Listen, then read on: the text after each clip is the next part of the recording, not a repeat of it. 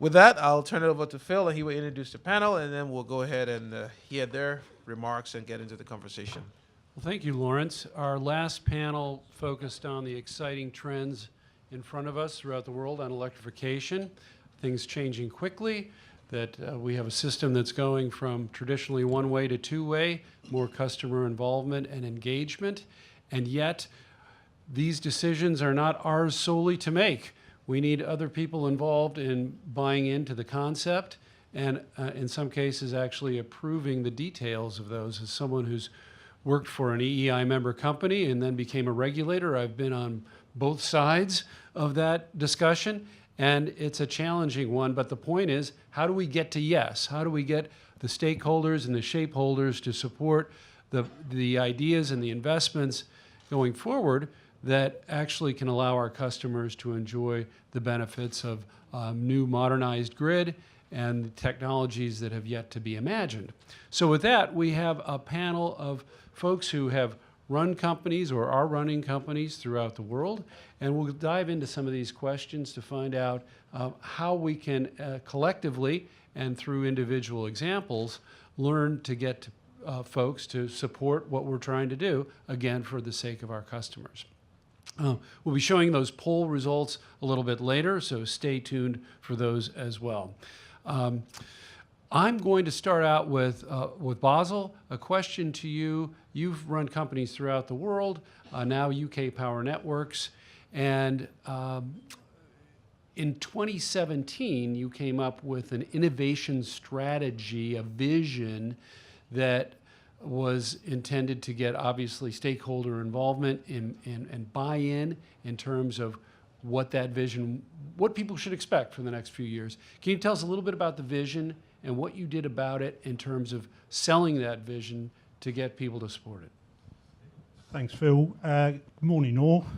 Getting a yes, that raises a whole lot of connotation in lots of other areas, but I'll stick to getting a yes from the various stakeholders, customers, policymakers, regulators, and importantly, investors. Let's go through those stakeholders first and start off with customers. And policymakers, because in lots of ways, policymakers, in my view, follow public opinion. They don't form public opinion, and therefore what the policymakers generally focus on is also reflective of what customers are looking for. Certainly in the UK, the policymakers, the focus is on security, it's on affordability, and it's on sustainability, and it's basically balancing the trilemma associated with the electricity industry. So you then look at investors and UK Power Networks. UK Power Networks is purely a electricity distribution company that delivers electricity in London, the east of England and the southeast of England, some 22 million people, 8.2 million households and businesses. But importantly, UK Power Networks is owned by the Hong Kong Group. The Hong Kong Group is the Hong Kong-based Li Ka-shing controlled conglomerate. They are one of the biggest foreign investors in the UK. They are long-term investors. They're also, the reputation is vital, and they also want to be very good employers. You then look at the regulators. The regulators introduced the new regulatory regime back 6 or 7 years ago, or in RIIO.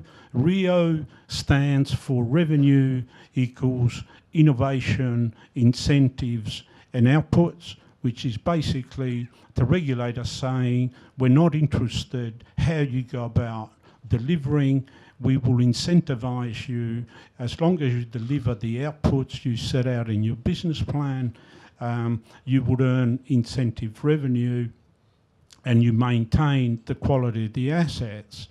So when you look at those three customers, policymakers, investors and regulators, The challenge was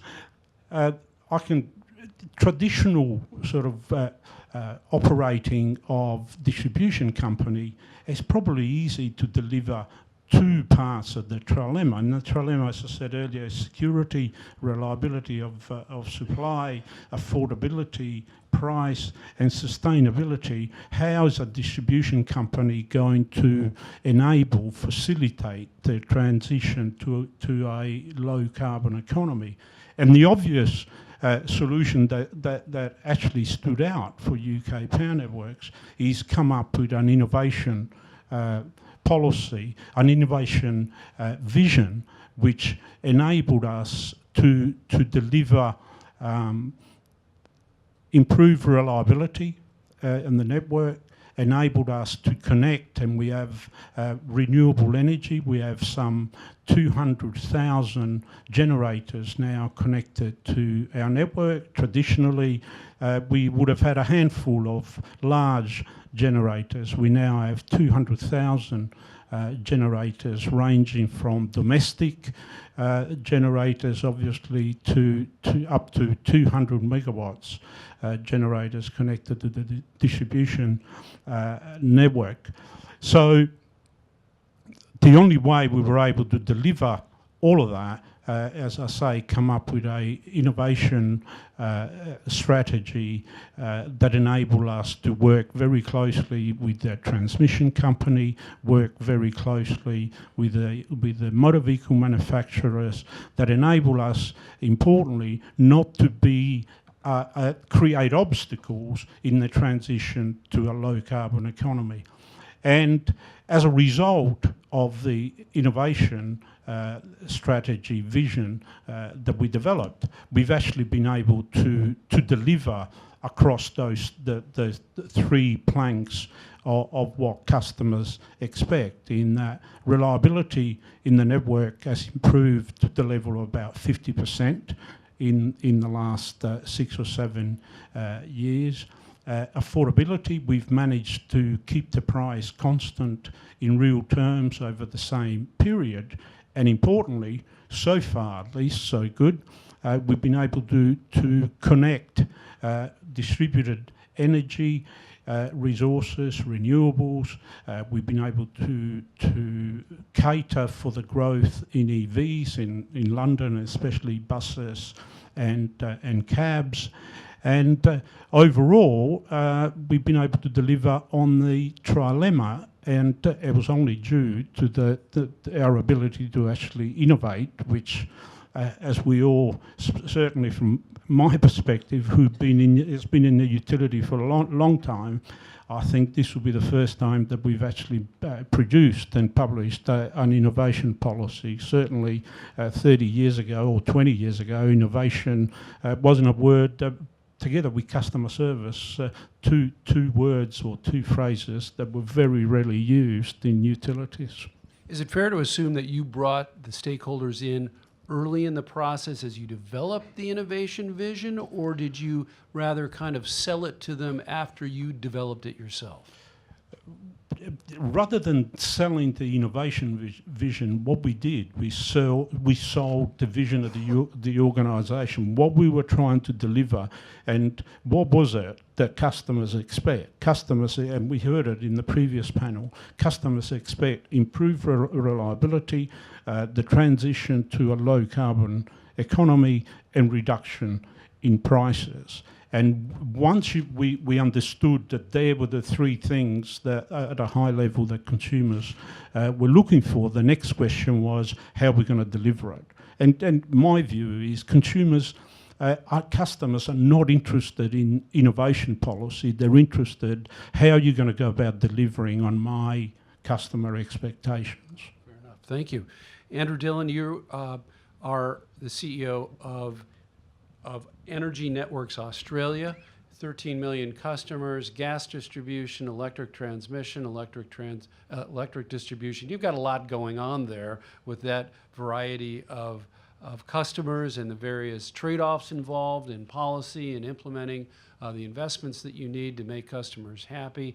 Can you give us any recent examples of successful collaboration and how you went about doing that? Thanks, Phil. I think it's fair to say in Australia, collaboration is somewhat of a buzzword in the industry. I suspect we're not alone in that case. And one of the things we're starting to see is you could read even the title of this panel as getting to yes, and you just touched on it with Basil, that the only way we are going to get these to work is that the company's vision, the industry's vision has to be an iterative process with our customers and with our stakeholders on the way through. If we develop it by ourselves and then go, this is what we're doing, we're bound to fail. We're bound to hit roadblocks. Because our whole industry is, as many of you would know, a largely engineering-based system, and it has been historically delivering simply the kilowatt hours that customers want when they want it, and trying to do that the most efficient way and the lowest cost. So you had a two-dimensional challenge. And as Basil just alluded to, we're now seeing this trilemma, or as it is colloquially known in some places in Australia, the triangle of pain, because trying to deliver on all three at the same time is a huge challenge.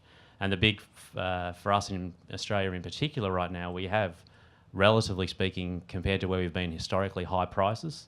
We have, as been touched on before in the previous panel, significantly high emissions from a largely coal-based generation fleet.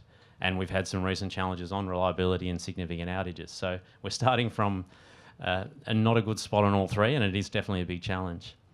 As the industry association representing those networks, last year for the first time at our annual dinner, we decided we have some awards and innovation and other bit to do one on customer consultation. And it was really interesting, both in terms of the number of our members that wanted to get in and get nominated for that award.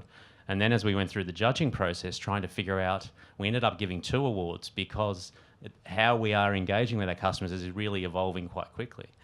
And the reason for giving 2 is one was, I guess, your traditional customer engagement process. So it was won by the transmission company in South Australia.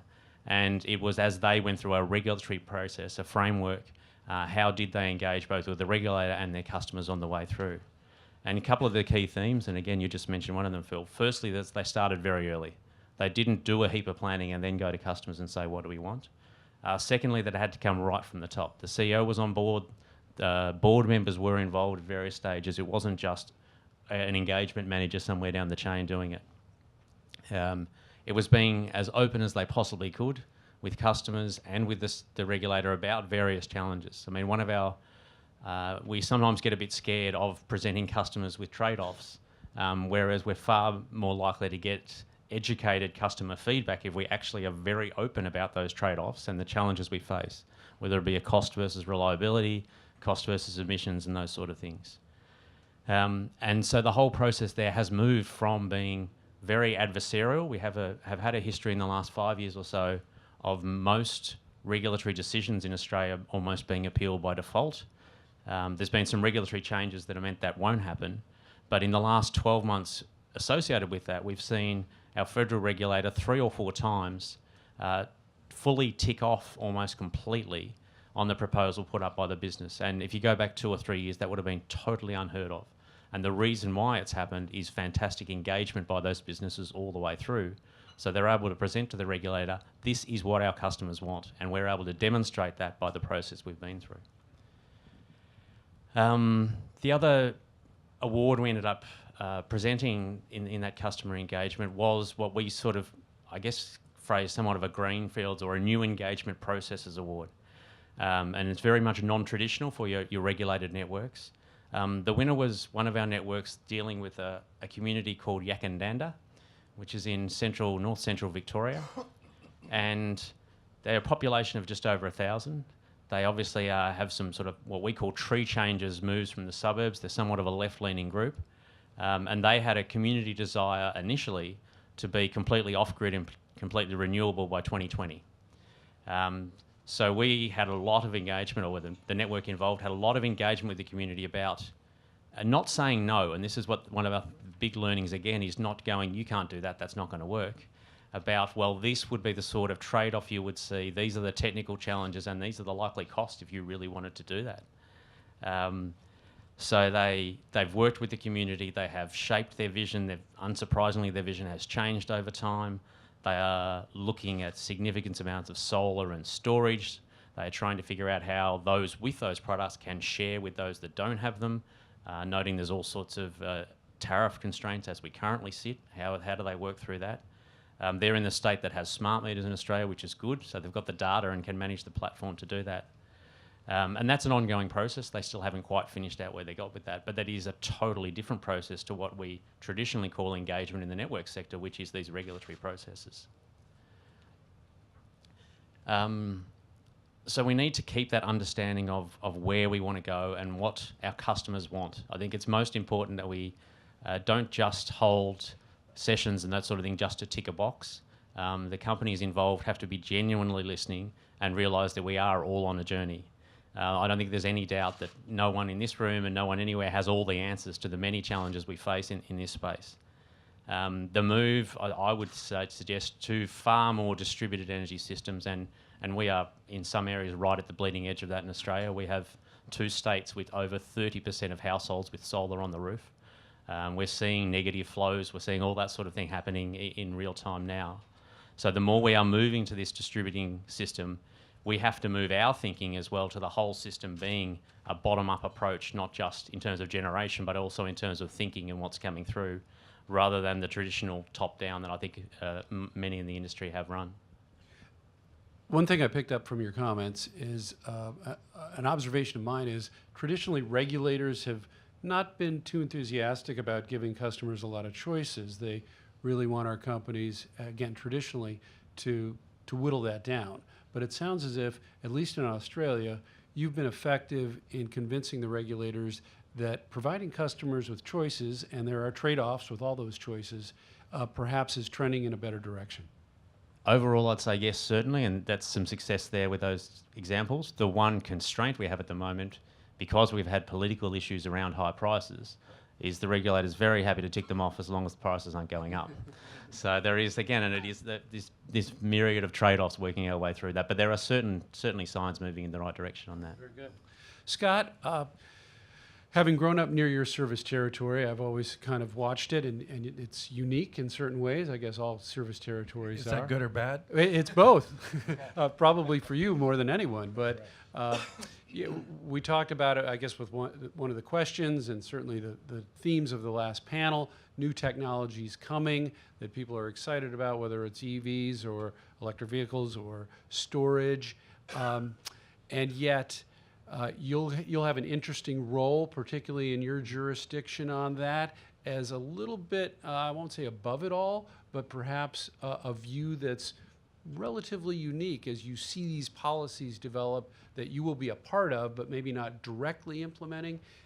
Thoughts on your experiences on maybe the collaborative nature of that, and what works and what doesn't in terms of how to convince regulators and other stakeholders that these new technologies are valuable and that electric companies should be involved in deploying them. Yeah, a couple thoughts, maybe just to echo what we've heard. It starts, I think, as you know, Phil, we just do kind of a one-pager, we send it to the regulator, they approve it, and it's all in. So, That's right.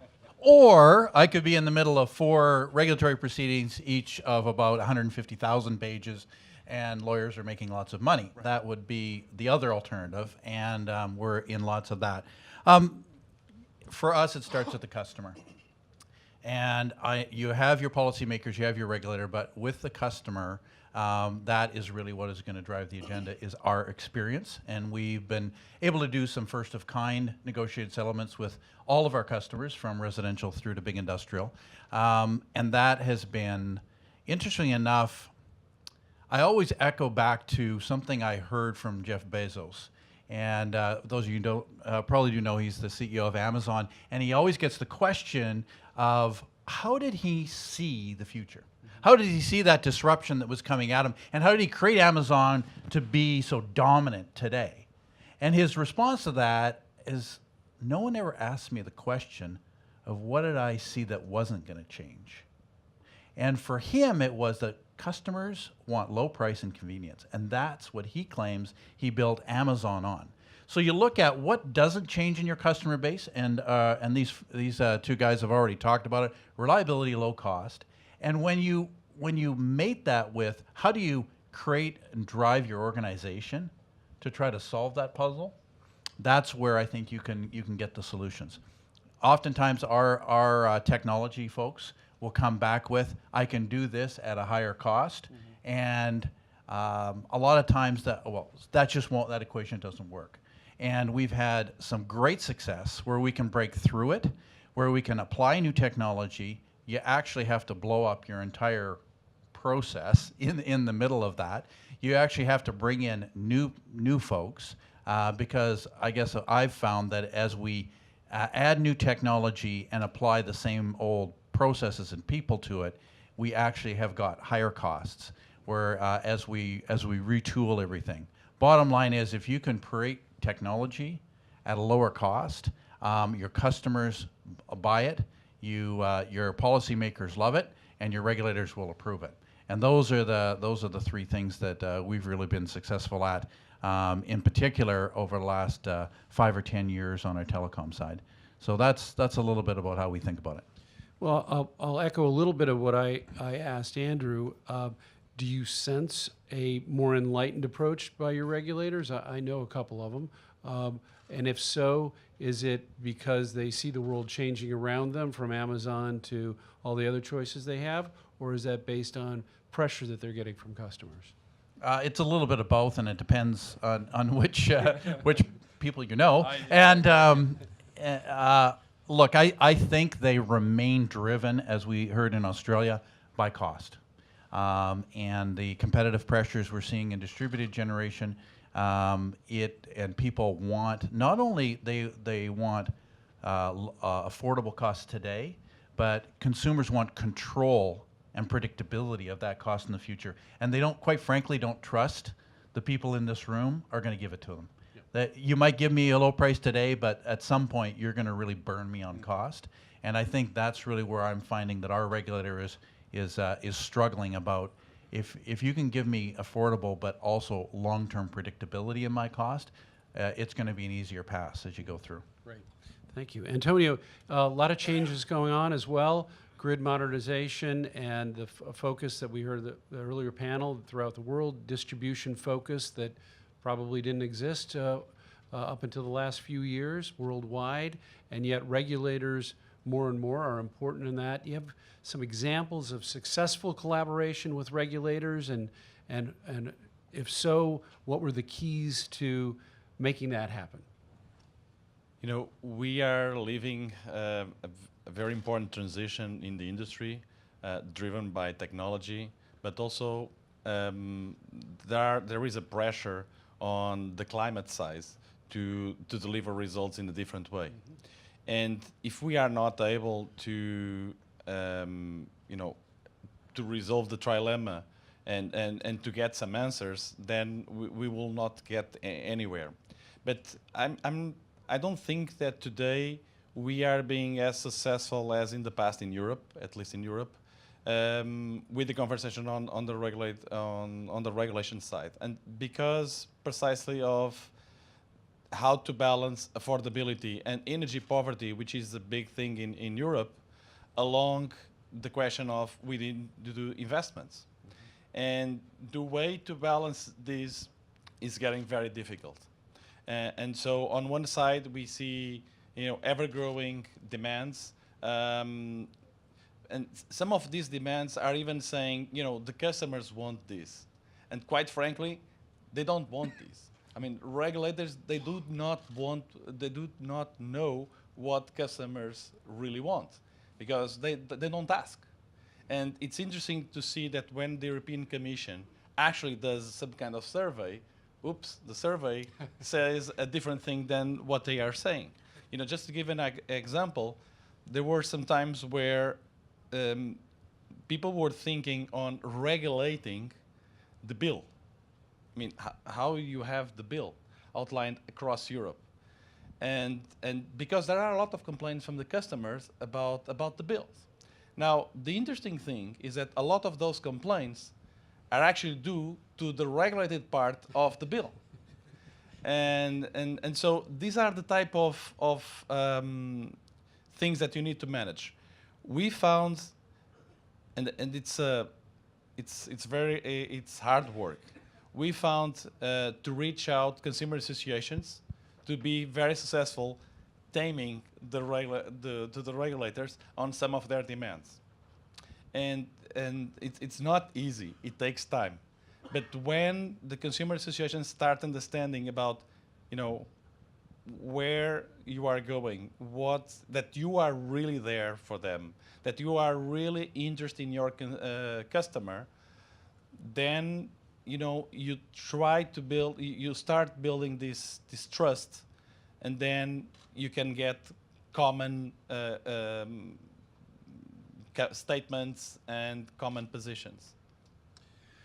Well, it goes back to the trade-offs issue. Every decision, there are trade-offs of the three prevailing pressures, and there's some give and take. And my sense is that the last couple of years, there's been more of a concern of affordability, generally speaking, in Europe, on some of the decisions that have been made to make the grid cleaner. But that's just a sense. Do you have any reaction to that? Yeah, just to give an example. So, on average, and these are European Commission numbers, 38% of the average bill is tax and levies. It's actually bigger than the energy component, which is 36. And it grew 70% in the last 7 or 8 years. And so a lot of the problem of the affordability had to do with policies and politics, and that's how it is being hard to just acknowledge this and then address this. And the biggest challenge that we are facing today is that as the prices are all volumetric, and now consumers have choices, not just choosing their supplier, but how they actually are getting their energy, it changes dramatically how things are going to evolve. Mm-hmm. And when we are trying to reach regulators, say, you need to change the way the energy is priced. You need to have a bigger fixed component. They don't want to hear about it, because first it has to do with energy efficiency, which is a bad way of putting it, because the future of energy efficiency is the smart use of energy, is using energy when the wind is blowing and the sun is shining. So it's a different concept. So they are still in the old concept. And on the other side, they are just concerned that the fixed component creates a problem on the energy poverty, which, for example, in Portugal, we actually showed that the average poor customer or vulnerable customer actually consumes more than the average segment. And it was a surprise to us, quite frankly. But the reason then it's actually very simple. It's because old people and unemployed people, they actually stay at home. So they actually end up consuming more than the average of the segment. So if you are volumetric, guess what? They are actually subsidizing the second homes, which is a crazy thing. Thank you. I think collectively, worldwide, we're going to have this challenge going forward of making a fundamental shift in terms of the regulators' minds as to volumetric rates. They were kind of sloppy, but they worked for 100 or 110 years as long as growth and demand was going up. You could kind of hide the deficiencies in it. But now that we've got the success, as you noted, of energy efficiency, of sometimes home generation, we're in a paradigm where we've got to realign fixed costs and network costs and volumetric costs. And it's going to be a big task, but I'm up for it. But it's going to take a while, and we're in it together. So hopefully we can, going forward, kind of celebrate the successes. I know Ontario has done it, but there aren't too many jurisdictions out there that have. We're in the middle of a big discussion right now, quite frankly, in Alberta about that, switching from that volumetric. And actually, what's driven the wedge open a little bit is by being able to quantify the cross-subsidy that's happening. Good. And as you start to see that, then the regulator starts to pay attention. Yep. And has done it. But it is a fundamental break in our industry that is going to put us all at a lot of risk. It's going to be a lot of work, but the key there is that the numbers matter. So those cost studies are going to be more important than ever. I'm going to open it up to the audience for any questions. Very good. I'm about to call on you, sir, but first I want to see, are the poll results available? Survey says thumbs are going up. The big reveal. Question, which I guess is 1. Yes, 79%. Okay, that's trending in a good way. Any other results we want to show, or are we going to save those for later? Later or now? We'll do them later. We'll keep you on the edge of your chairs. You had a question, sir.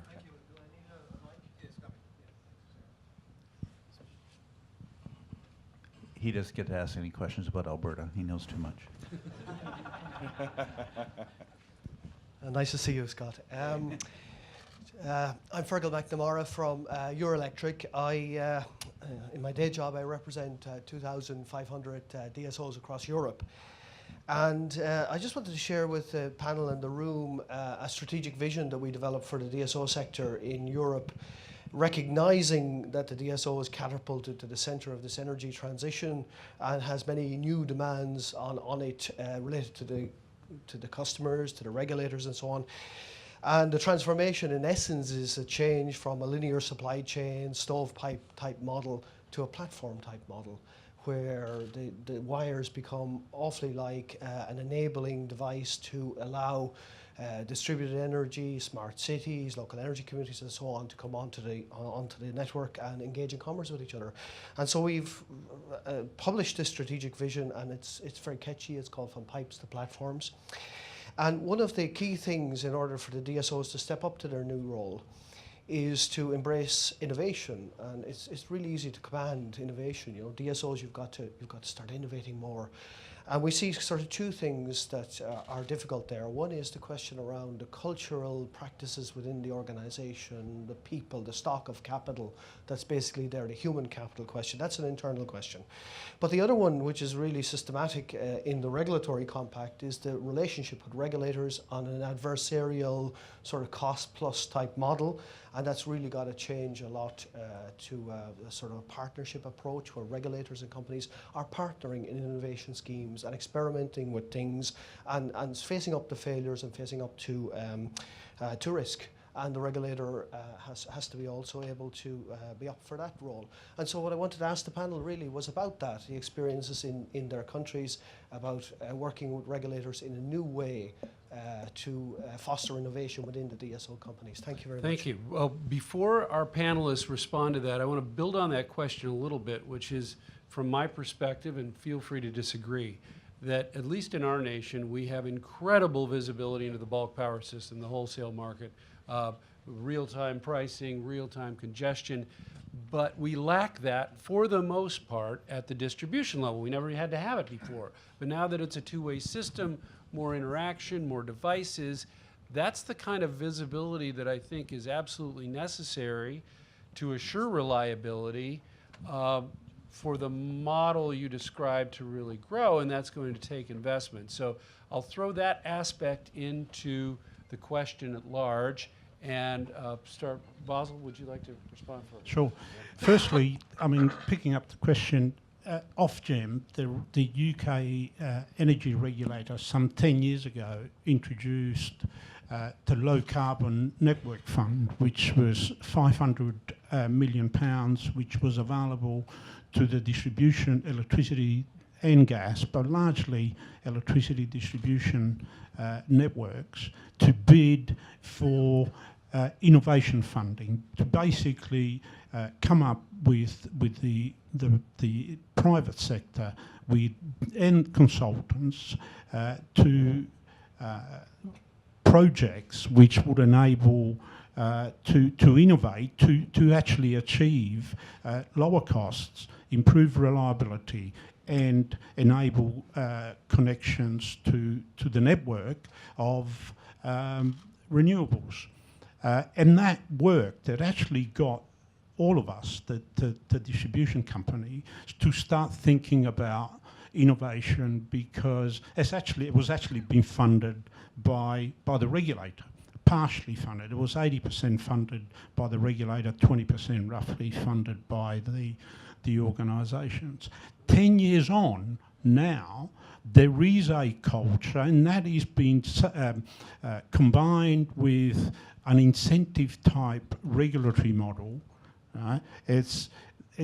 Innovation has moved on significantly, and again, the regulator was out consulting over the last few months, and the feedback that it's had from the industry is, provided the incentives continue, then the industry is happy not to be funded for innovation.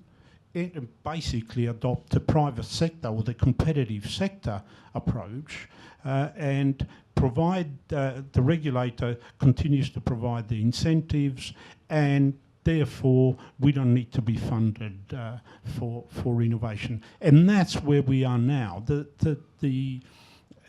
regulator in the UK tends to move towards a market-based regulatory system.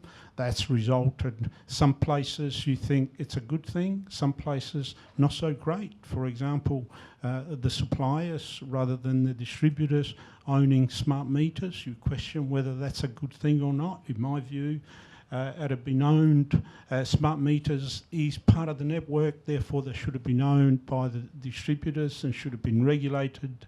It would have happened by now. The competitive market, it's slow and it's not happening by the time I think we finished. It's likely the technology is out of date.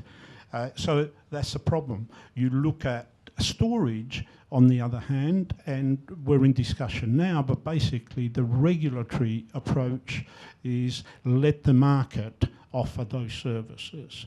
I don't think, they don't think, and I tend to agree with them, it's not for a monopoly to try and develop a market such as storage. I know our European friends got a slightly different view, but the reality is where we're going in the UK, it's for the market to offer those services. Thank you. We'll stay in the neighborhood then. Antonio, your view. Yeah, I'm more on the supply side, so I tend to agree with you, and and I think actually it's a very relevant. The storage thing just shows the difficulties on this transition that we are facing. So on one side, the distributors have always thought or have been regulated on a rate over or on a RAB basis, rate over the assets, right? So their thought process has a lot to do with, I should have more assets, and storage could be some of those assets. Now, the question is, can you make the best and more efficient use of those assets within a liberalized market, namely, the peak of peak arbitrage, these type of things? So, if the answer is no, probably the market would be able to deliver the storage needs of a DSO on much more efficiently, and so these are the type of things that we are facing, coupled with bad pricing on the retail side, because the bad pricing on the retail side may make the system evolve in a way that is not efficient to begin with, because the decisions that the customers are going to take are based on their prices, and if the prices are not efficient, they will take rational decisions on their side, but they are inefficient on the system-wide side. Example, should I buy generation directly from the grid, or should I have my own generation? Well, if the power pool is at 40 euros megawatt hour, it's not affordable to me to generate my own power. But if I'm paying 200 euros megawatt hour, that's a very good deal with a 7-year payback to put my own PV at home.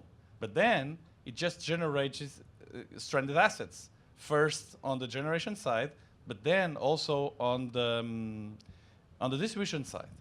And the biggest concern with this is that the regulators, one of these days, they will realize, oops, we need to change the price structure.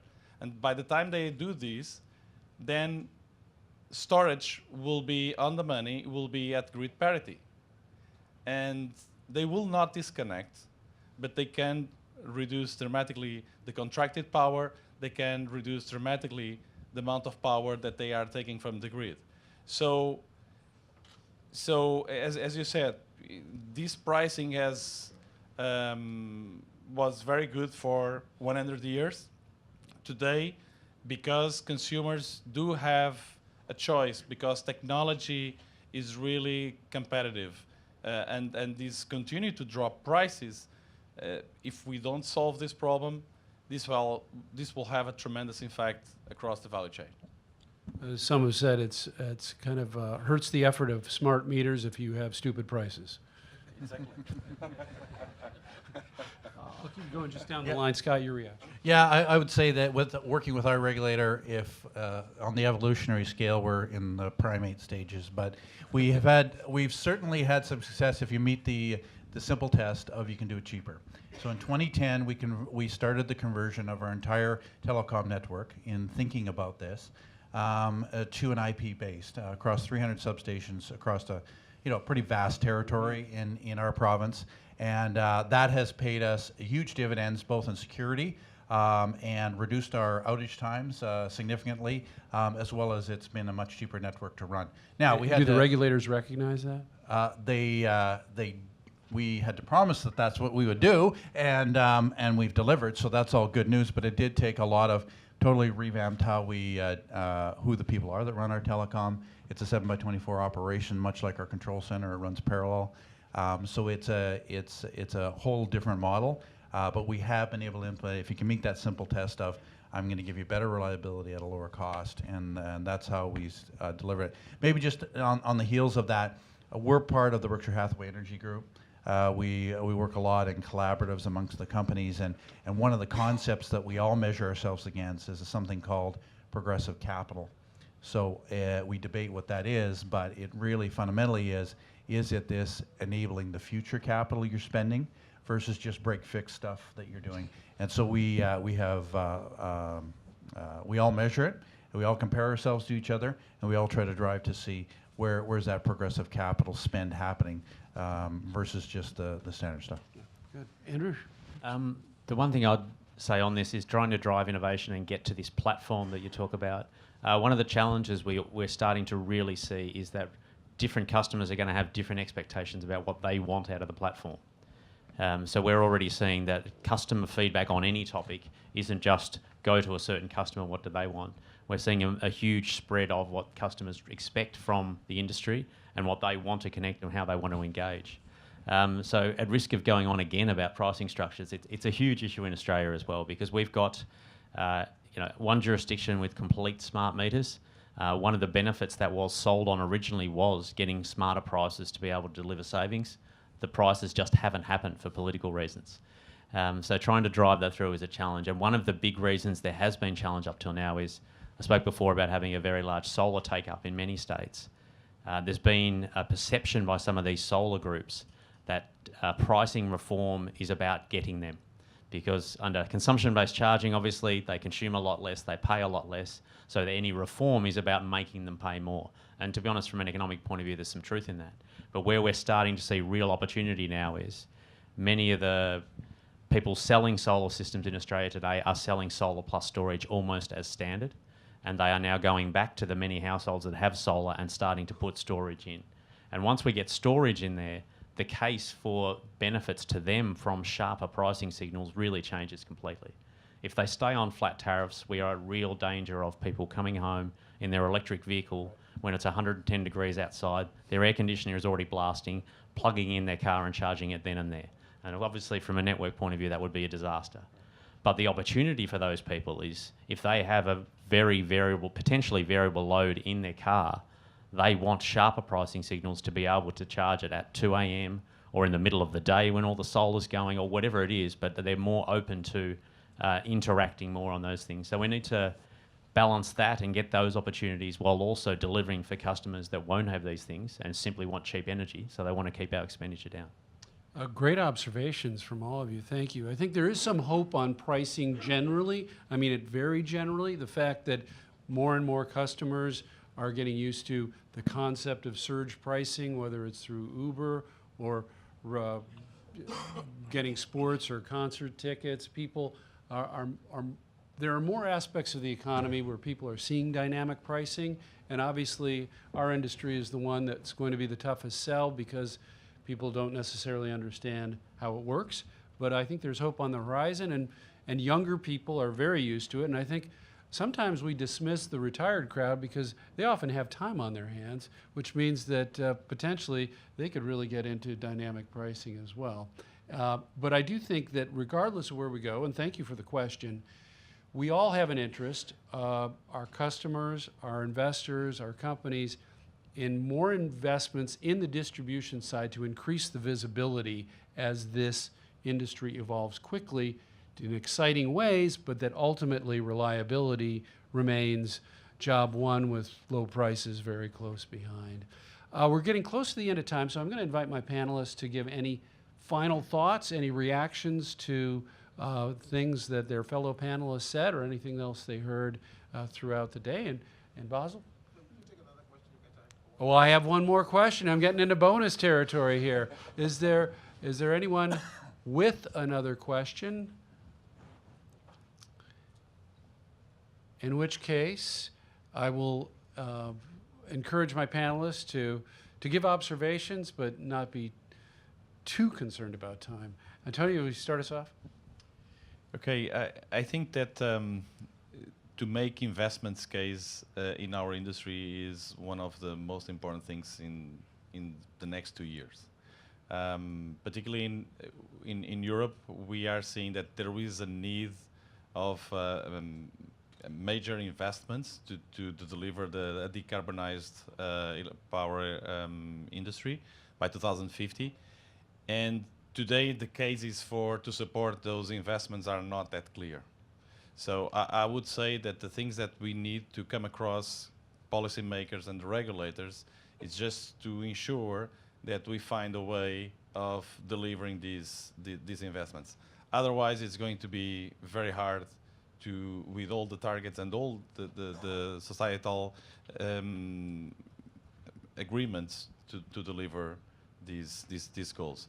So I would push this to be the element. One of the things that I've recommended to folks, and I think it's effective, it probably depends on how visual a person you are, but I like having regulators and state policymakers or any policymakers see the contrast between a control room at the bulk power system where there is this incredible visibility of real time, and contrast that with a distribution control area that lacks that visibility. And hopefully that's beginning to make a difference with some regulators demonstrating the need and the contrast between the bulk power side and the distribution side, hopefully then leading to a more conducive environment for those investments. Scott? Well, I think a lot of the things have been said, but maybe to wrap on the policy side, one of the things that we've been most concerned about is that a lot of governments and policymakers really want to move into whether it's climate change or whatever it might be. And oftentimes our approach had been, well, let us show you, the the outcomes that might higher costs or whatever might happen, and that was not very enabling for the government, for the policymaker. We had changed our tack in the last number of years. We typically now say, policymaker, that is your job. You are elected by the citizens of this region, and we support your policy with these two principles. We will stand beside you. We will do whatever. If the cost of that transition in policy you're making is not solely borne by our customers, and if the subsidies you are going to hand out that may or may not be partially borne by our customers is at the maximum level for your goals. So don't be giving a pet project subsidy out just because it's a sexy thing when you could do something that's much more effective on the policy. So regardless of what those principles are for you, it is to go in and say, we will support if you agree to these principles, and we've had a lot of success there. Terrific, good. Basil? Not surprising, the UK probably differs a little bit from our European friends, but I think, we talk about increasing investment. I don't see that as the issue, because I don't think it will require, and the regulators, I don't believe, will allow increased investments in the distribution network. I think the challenge for all of us, and the opportunity is in better asset utilisation of our existing assets, because as long as we go back to the regulators and argue for increased investments and ignoring asset utilisation, I think we will struggle. So when I look at I think, and we've talked about decreasing demand. Yes, demand has decreased, peak demand at least has decreased over the last few years, but I actually see with decarbonisation of transport, decarbonisation again in the UK of heat, I actually see increased demand over the next 10, 20, 30 years. And therefore see it as an opportunity, because the asset utilisation in the UK, and coming from another place on my left here in Australia, it's even less. And therefore electrification of transport is an opportunity, I think, to better utilise our assets and retain, and in some cases increase the revenue. Very good. Andrew?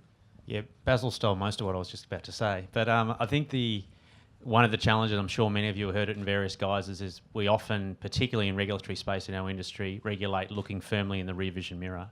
And I think we need to make sure we're not doing that again now. And certainly in the Australian context, due to a huge uptake in the penetration of air conditioners in this century, have, and unfortunately still have, Basil, challenges with growing peak demand, but overall volume decline, and therefore increasing rates as a result. They are here and now challenges we need to manage, and there's all sorts of technical challenges with our growth in solar and batteries. But I certainly agree there are also big opportunities, and we need to make sure we're setting ourselves up for where we want to be in 10 and 20 years' time, which will be managing different issues and change environment to what we're seeing right now. Good. Lawrence, are we good? We're on time? Very good. I hope you will join me in thanking my outstanding panelists for a lively discussion.